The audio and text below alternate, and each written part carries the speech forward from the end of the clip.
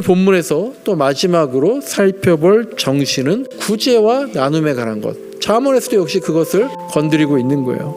17절의 말씀 보시면요, 가난한 사람을 도우라고 합니다. 그런데 그것을 뭐라고 표현합니까? 가난한 사람을 돕는 것은 주님께 꾸어드리는 것이라고, 하나님께 빌려드리는 것이라고 그렇게 말합니다. 그런데 그러면 그 선행을 하나님이 넉넉하게 갚아주신대요. 이 넉넉하게 갚아주신다는 건 이자까지 듬뿍 쳐서 갚아주신다, 그런 의미예요. 선행을 하면 그렇구나. 고린도후서 9장을 보시면요, 하나님이 우리를 넉넉하게 해주실 것이다. 그러니 얼마든지 선한 일을 하라고 그렇게 우리에게 축복하는 말씀이 있어요. 하나님이 우리를 넉넉하게 해주십니다. 그러니 그걸로 마음껏 선한 일을 하라는 거예요. 저는 여러분이, 저도 그렇고요, 부자가 되면 좋겠습니다. 그래서 주위에 어려운 사람들에게 많이 베풀 수 있으면 좋겠어요. 계속 하나님께 빌려드리는 겁니다. 하지만 더욱 바라는 것은 부자가 아니어도, 돈을 잃게 되어도 돕는 마음만은 잃지 않았으면 하는 마음입니다.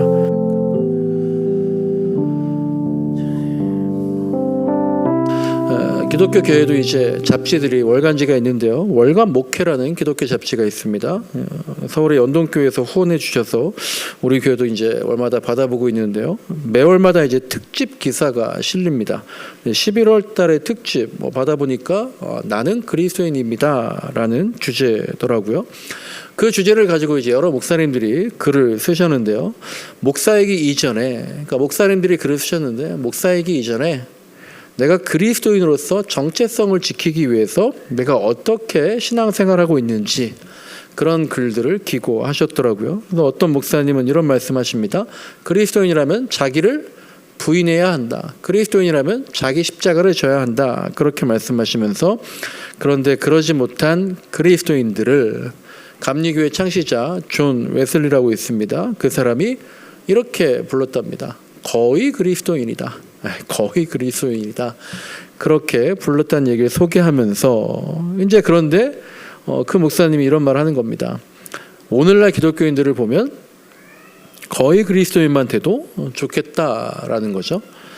또 이제 어떤 목사님은 그리스도인은 뭔가 달라야 된다라고 얘기하시면서, 사람들은 우리의 어떤 면들을 보면서, 우리 그리스도인들은 어떤 면들을 보면서 뭐가 다르기 때문에 그리스도인이라고 부를까라고 생각하면서 예배 생활이나 말씀 생활이나 기도 생활이나 전도 생활이나 그런 것들이 있기 때문에, 그런 면에서 우리가 분명하게 다른 모습을 보이면 사람들은 우리를 그리스도인이라고 그렇게 부를 것이다 라고 정리를 하더라고요.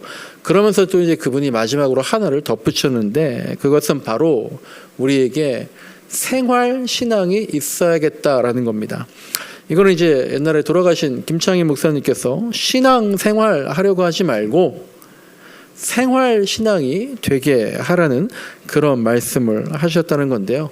그러니까 신앙생활이다, 생활신앙이다, 조금 어감이 다르잖아요. 그러니까 생활 자체가 곧 신앙이 되는 사람이 그리스도인이다 라고 생각한다라는 그런 글을 쓰셨더라고요. 여러분들은 그리스도인이 어떤 사람이다 라고 생각합니까?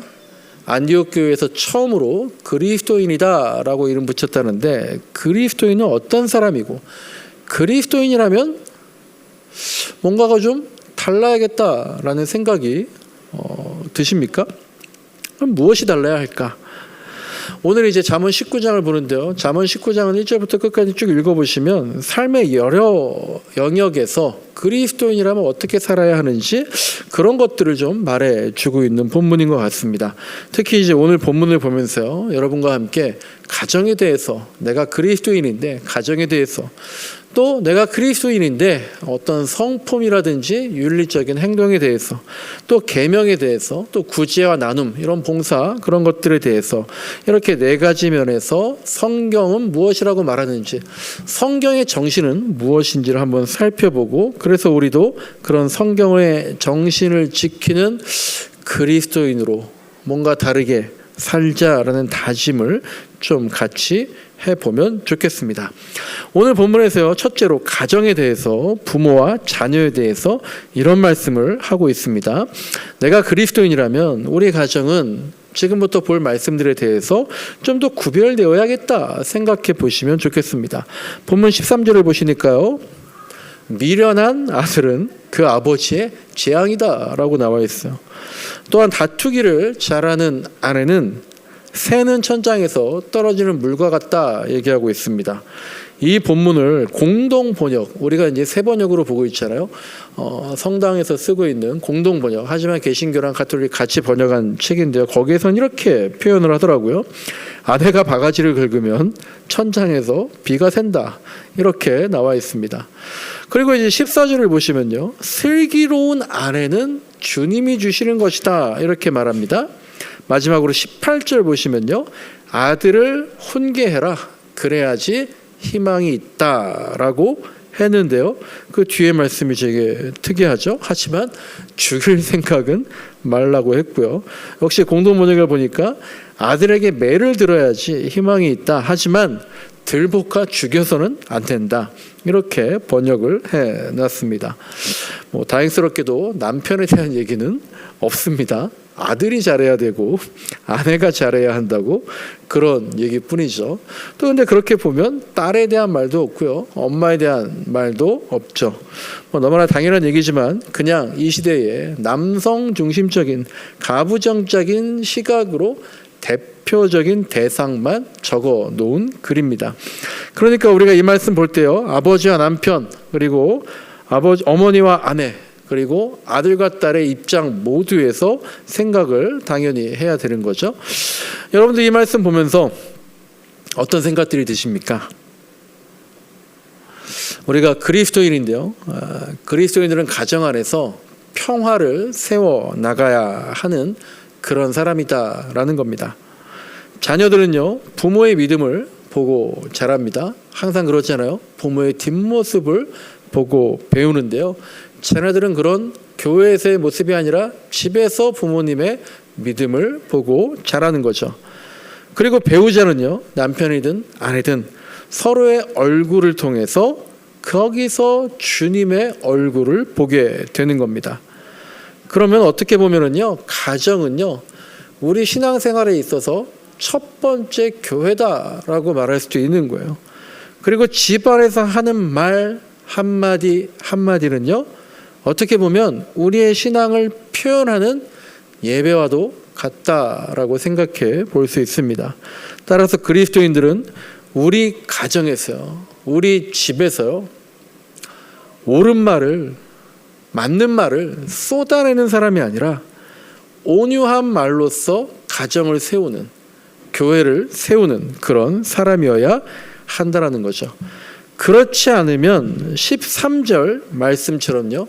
집에서는 지붕에 물이 새고 가정은 침수가 된다라는 겁니다. 아내가 혼자 다투겠습니까? 남편이 혼자 소리 지르겠습니까? 아니잖아요. 정 지사님, 그거 벽에다가 꽂으셔야 됩니다. 네네. 그 커튼 뒤 젖혀보시면 벽이 있어요. 네. 아내가 혼자 다투는 게 아니고 남편이 혼자 소리 지르는 게 아니잖아요. 사실 부부싸움은 되게 서로의 말이 둘 다 어느 정도 맞을 때가 거의 대부분일 겁니다. 대부분 다 서로의 말이 맞는 거예요. 그럴 때 옳고 그름만 따지다 보면 소리만 커지고 끝없이 싸우게 되는 경우를 많이 보게 되는 거죠. 그리고 이제 그 싸우는 소리가 오늘 본문에 빗대어 생각해 보면은요, 이렇게 생각할 수 있을 것 같아요. 그 싸우는 소리가 지붕을 뚫고 물이 새게 하는 거 아닐까. 그리고 그 싸우는 소리가 집 지붕만 뚫으면 좋겠는데 자녀의 마음까지 뚫고 들어가서 마음을 헤집고 찌르면서 우리 자녀들을 강팍하게 만드는 것 같습니다. 그래서 13절에서 미련한 아들은 아버지에게 파멸을 가져다 준다라고 했습니다. 그런데 아들이 미련하게 된 것은, 아들이 강팍하게 된 것은 누구 때문일까요?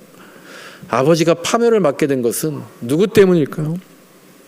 누구 때문입니까?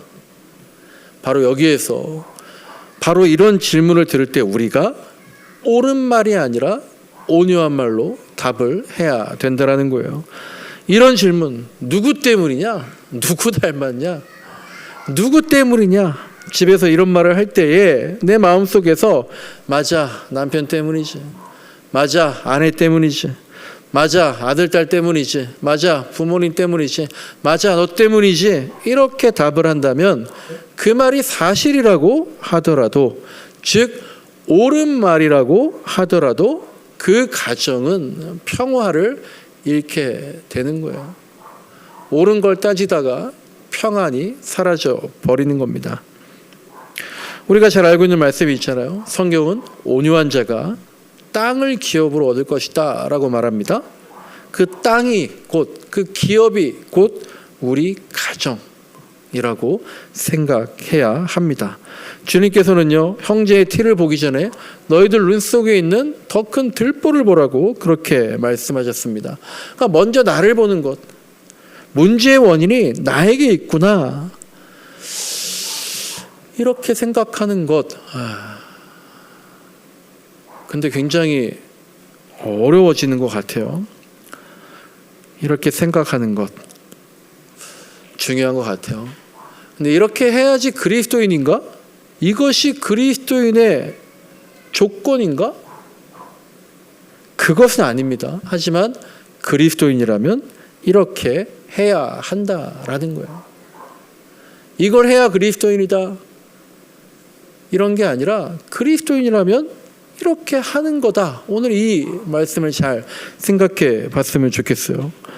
14절에 보면은요, 내 아내는 주님이 주신 사람입니다. 그러기 때문에, 그리스도인이기 때문에, 하나님이 주신 선물이기 때문에 내 남편도, 내 아내도, 우리 부모님도, 또 우리 자녀들도 다 주님이 주신 선물이기 때문에 함부로 대할 수가 없다라는 거예요. 만약에 우리한테 누가 대통령이 무슨 선물을 직접 줬다라고 생각해 보십시오. 얼마나 귀하게 생각하면서 우리 집 갑으로 또 여기지 않겠습니까? 근데 우리 가정은 하나님이 주신 선물이다라는 거예요. 그런데 어떻게 함부로 대할 수가 있겠습니까? 내 성격이 원래 그래요. 내 성격은 원래 그래요. 그럼에도 불구하고 내가 그리스도인이기 때문에, 그것이 성경의 정신이기 때문에 가정의 평화를 세워나가는 저와 여러분이 되기를 진심으로 소망합니다. 오늘 잠언 말씀은요, 두 번째로 윤리적인 삶과 인간적인 어떤 성품, 이런 것들에 대해서 말하고 있고요. 그리스도인은 그런 윤리들, 그런 인격들 지키면 좋겠다라고 말하고 있는 겁니다. 15절을 보시면요, 게으른 사람은 밤낮 잠만 자고 나태한 사람은 굶주릴 것이다 라고 했습니다. 왜 게으를까요? 왜 나태할까요? 여러분들은 저보다 훨씬 부지런하고 더 그러신 것 같지만 많은 사람들이 게으르고 나태할 때가 있습니다. 왜 그럴까요? 첫째로는요, 꿈이 없기 때문입니다. 목표가 없기 때문에 그렇습니다. 둘째로는 미루기 때문입니다. 하기 싫기 때문이죠. 마태복음의 말씀 한번 달란트 비유 떠올려 보십시오. 5달란트 받은 사람 5달란트 남겼습니다. 2달란트 받은 사람 2달란트 남겼습니다. 그런데 1달란트 받은 사람은 1달란트도 못 남겼죠. 그냥 땅에 묻어 두었습니다. 그 1달란트가 적어서 그랬을까요? 아니, 저 사람들은 5달란트, 2달란트 있는데 나는 이것밖에 없어서 이걸로 뭐 하냐? 이걸로 아무것도 할 수 없다. 그렇게 생각을 해서 그랬을까요? 그런데 1달란트를 지금 가치로 생각을 하면은요, 우리 평균적인 노동자 20년치 연봉에 해당한다고 합니다. 내 연봉의 20년치가 한 번에 생긴 건데요. 그게 작다고 하면 애초에 할 말이 없는 것 같고요. 그런 사람은 5달란트를 받았어도 비교의식과 불만에 사로잡혀서 아무것도 안 했을 것 같습니다. 이 1달란트 받은 사람이 땅에다가 묻어놓은 이유는 꿈이 없어서, 목표가 없어서, 그러니까 하기가 싫고 나중에 해야지 그렇게 말하면서 미루기에 급급했던 것 같습니다. 그리스도인이라면 게으르지 말고 나태하지 말아야 되는데 그러려면 먼저 꿈이 있어야 됩니다. 근데 우리 기독교인들은 그걸 뭐라고 합니까? 소명이라고 합니다. 하나님이 나에게 주신 꿈, 그 소명을 알게 되면 게으름과 나태에서 벗어나고 미루지 않게 될 수 있다라는 거예요.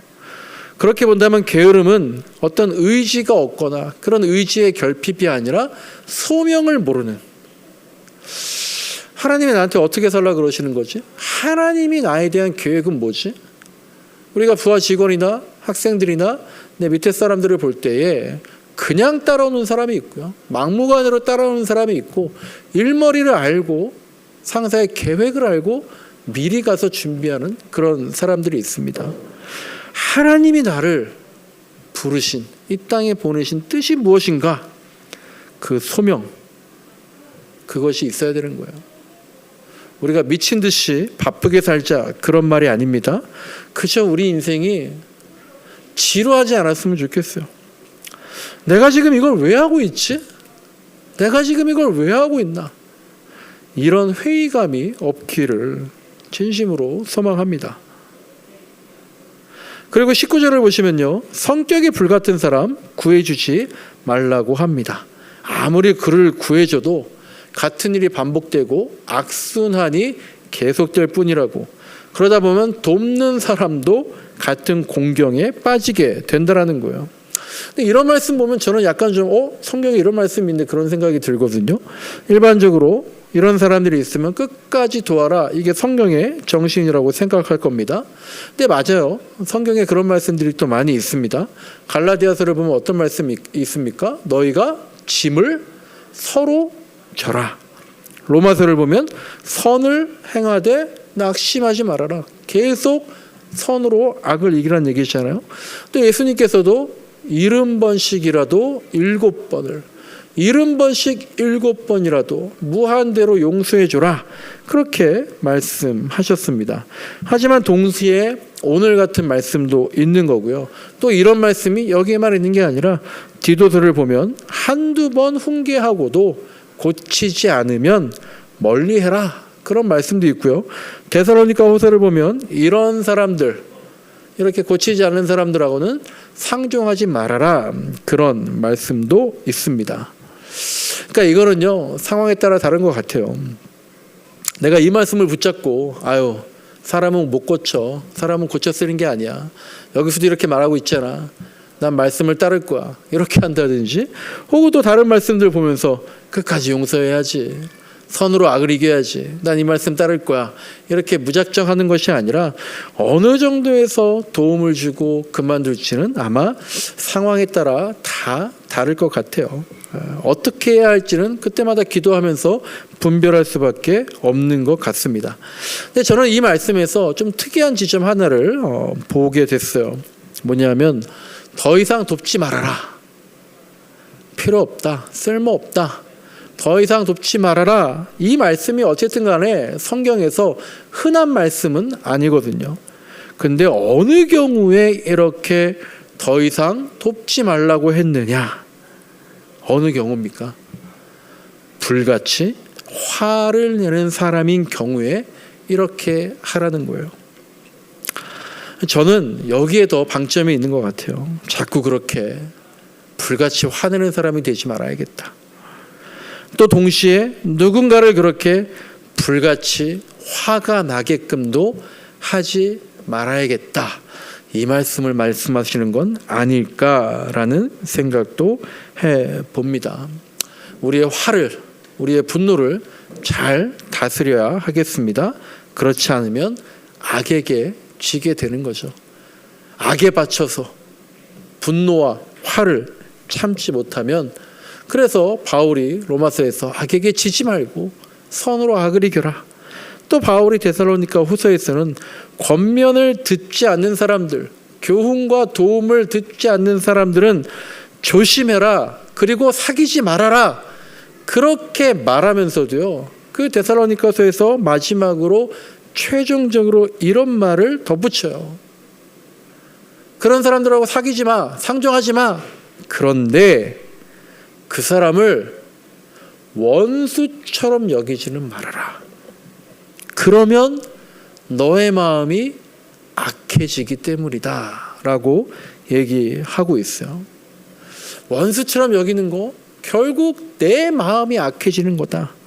그런 내용이 오늘 18절에도 나오는 거예요. 자녀들을 훈계하지만 죽일 마음으로 하면은 안 된다라는 거예요. 그게 바로 악에 바친 모습입니다.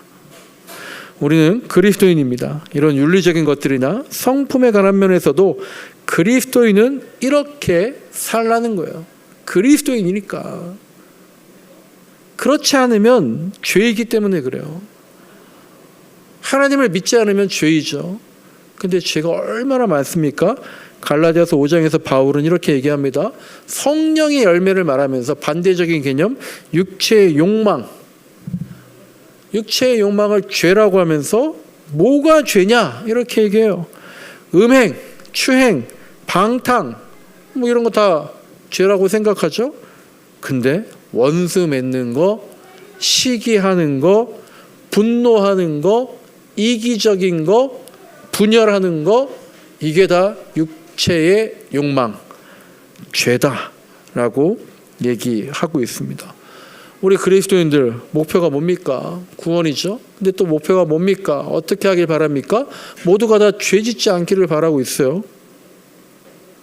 죄를 짓게 되면 입으로 회개하고 마음으로 돌이키고 행동은 바뀌어야 됩니다.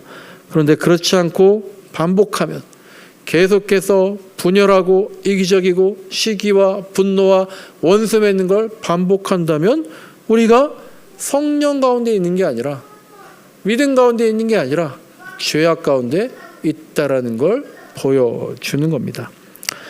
세 번째로 볼 것은요, 16절 말씀입니다. 우리 그리스도인들은 계명을 지켜야 한다라는 얘기입니다. 계명. 기독교의 계명 뭐가 생각나십니까? 십계명 뭐 이런 것도 떠오르겠죠. 그러니까 너무 많으니까 계명하면 너무 많잖아요. 그러니까 하나하나 나열하기 어려우니까 대표적인 거 10가지를 십계명이라고 하죠.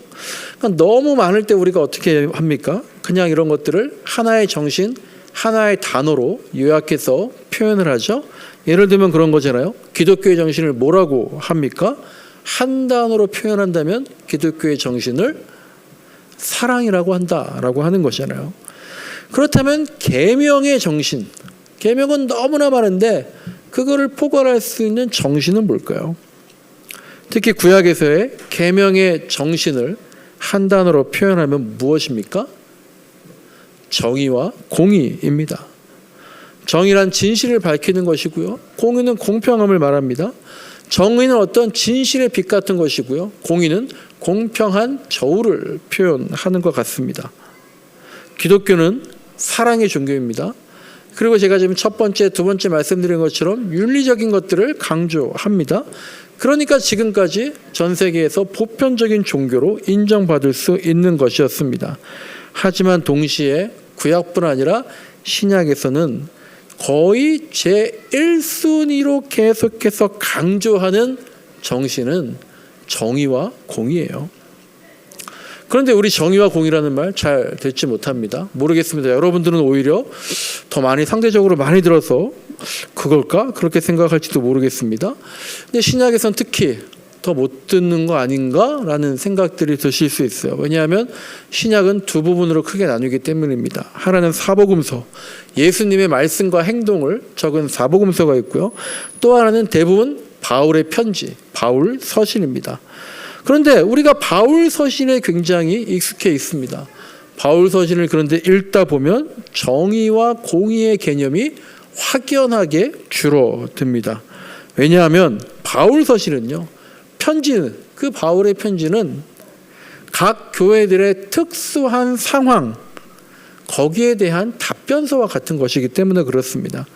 거기에는요, 이단의 문제, 관계의 문제, 성품의 문제, 종말의 문제, 이런 실제 삶에서의 구체적인 문제들에 대해서 사도 바울이 하나하나 지침을 내어주는 글들이 많이 있어요.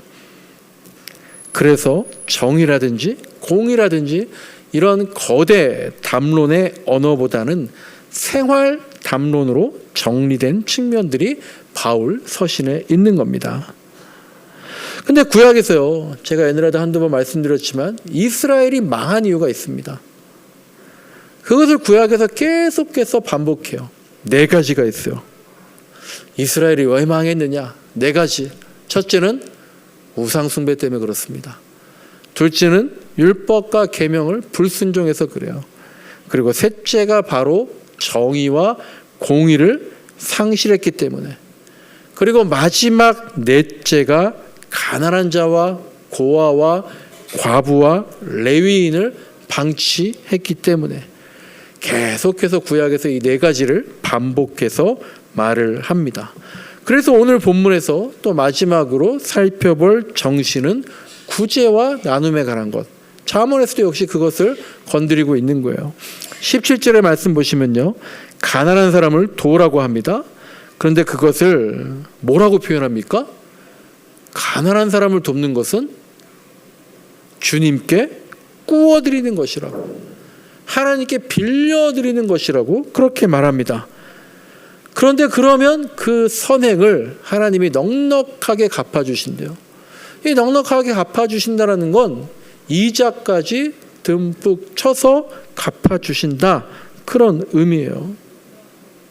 아, 선행을 하면 그렇구나. 고린도후서 9장을 보시면요, 하나님이 우리를 넉넉하게 해주실 것이다. 그러니 얼마든지 선한 일을 하라고 그렇게 우리에게 축복하는 말씀이 있어요. 하나님이 우리를 넉넉하게 해주십니다.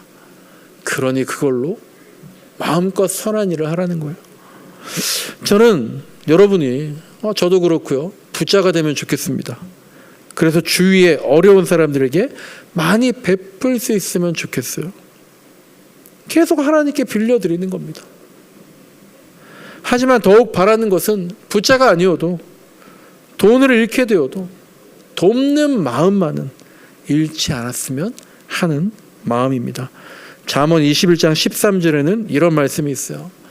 가난한 사람의 부르짖음에 귀를 막으면 내가 부르짖을 때, 너희가 부르짖을 때에 아무도 대답하지 않는다라는 겁니다. 어쩌면 하나님도 우리가 귀를 막으면 하나님도 우리에게 대답하기 싫어하실지도 모르겠습니다. 오늘 보면 20절을 보시면요, 충고를 잘 들으라고 합니다. 훈계를 잘 받아들이라라고 합니다. 정말 부러운 사람이죠. 충고를 잘 듣고 훈계를 잘 받아들이는 사람. 제가 오늘 여러분께 인간 이다론이 아니라 목사 이다론으로 하나님의 말씀으로 충고와 훈계를 드렸습니다. 여러분도 저도 잘 받아들여서 지혜롭게 되기를 소망합니다. 여러분도 저도 다 그리스도인입니다. 그러니까 말씀대로 살아야 합니다. 물론 성경의 내용을 다 지켜야만 나는 그리스도인이다 라고 말할 수 있는 거 아닙니다. 그렇게 할 수도 없죠. 하지만 그리스도인이라면 바뀌어야 되는 거죠. 가정에서도, 성품에서도, 인격에서도, 계명에서도, 나눔의 생활에서도 점점 우상향으로 변해가야 한다는 겁니다. 근데 그렇게 살면 피곤하죠. 어떻게 그렇게 살아요? 다 그렇게 얘기합니다. 그런데 여러분, 피곤함은 언제 느끼는 거예요? 하기 싫은 일을 할 때 피곤함을 느끼는 겁니다. 하고 싶은 일을 하면은요, 밤을 새서라도 하나도 피곤하지 않아요. 내가 그리스도인이다, 나는 그리스도인이다 라는 것은요, 어떻게 보면 성경의 정신으로 사는 게 피곤하지 않은 것, 성경의 정신으로 사는 일이 점점 더 하고 싶은 일이 되는 것, 그게 바로 나는 그리스도인이다 의미가 아닐까 생각을 해봅니다.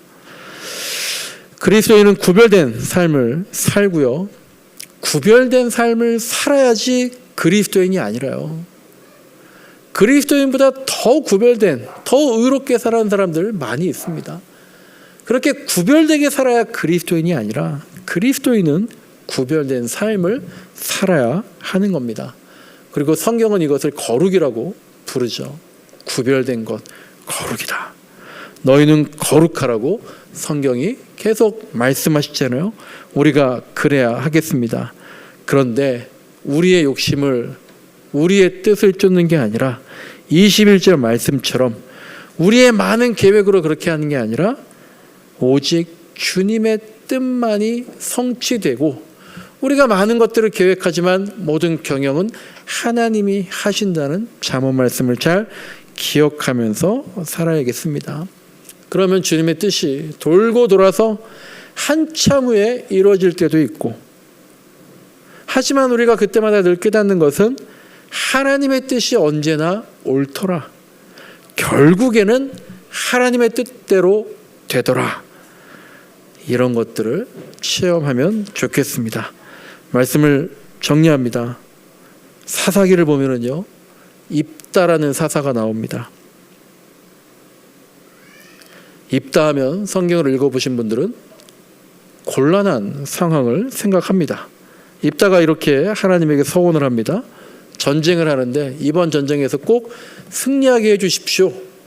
이번 전쟁에서 이기기만 하면 하나님, 나의 가장 소중한 걸 바칠 텐데요, 내가 전쟁에서 이기고 돌아올 때 나를 환영하면서 집에서 가장 먼저 나오는 것을 하나님께 번제로 바치겠습니다. 번제가 뭡니까? 태워서 제사 드리는 거잖아요. 그런데 전쟁에서 승리하고 난 다음에 누가 가장 먼저 나왔습니까? 입다의 딸이 제일 먼저 뛰어나온 거예요. 그래서 입다가 어떻게 합니까? 자기의 소원대로, 자기의 약속대로 그대로 행했다라고 성경에 나와 있어요. 그러면 그 딸의 번제를 받은 하나님은 이걸 좋아했을까요? 이 번제를, 입다의 소원을, 약속을 받아주셨을까요? 그리고 입다는 왜 그렇게 했을까? 많은 사람들이 궁금해하죠. 입다는 그것을 믿음의 충성이라고 여긴 겁니다. 입다는 최선을 다한 거예요. 당시 이스라엘의 주변 나라들은 자신의 신에게 가장 소중한 거 바치는 거, 가장 소중한 게 뭡니까? 그 극치에 가장 끝으로 가장 최선의 것이 내 자녀를 불에 태워서 신에게 바치는 거. 심청전도 그런 거잖아요. 그게 가장 큰 신에 대한 신앙의 표현이었던 겁니다. 그래서 자기의 소견에 옳은 대로 행했던 그 사사기 시대에는 이스라엘의 지도자들마저도, 입다 같은 사사들마저도 그게 옳은 건 줄 알고 최선을 다한 거예요. 하지만 하나님은 그런 인신제사를 원하지 않으십니다. 그런데 입다는 하나님을 오해한 겁니다. 우리도 자녀들한테 그럴 때 있지 않습니까? 야, 네가 그렇게 열심히 하지만 나한테 잘한다고 하는데, 야, 내가 진짜 바라는 건 그게 아니야. 그런 생각이 들 때가 있잖아요. 열심보다 중요한 것은요, 하나님의 생각을 올바르게 아는 겁니다. 그래서 제가 지난주부터 계속해서 성경의 정신을 얘기하고 있는 거예요. 열심히 신앙생활을 한다고 하지만 성경의 정신을 제대로 모르면 우리의 신앙생활은 샤머니즘이나 기복주의적인 신앙, 그렇게 우리가 하나님을 대하는, 그렇게 하나님을 대하는데 열심인 것은 결국 어쩌면 하나님의 진심을 가리게 되는 모습이다라는 겁니다. 우리는 그리스도인입니다. 그렇다면 어떻게 살아야 될지, 성경의 정신은 무엇인지 간단하게나마 살펴보았습니다.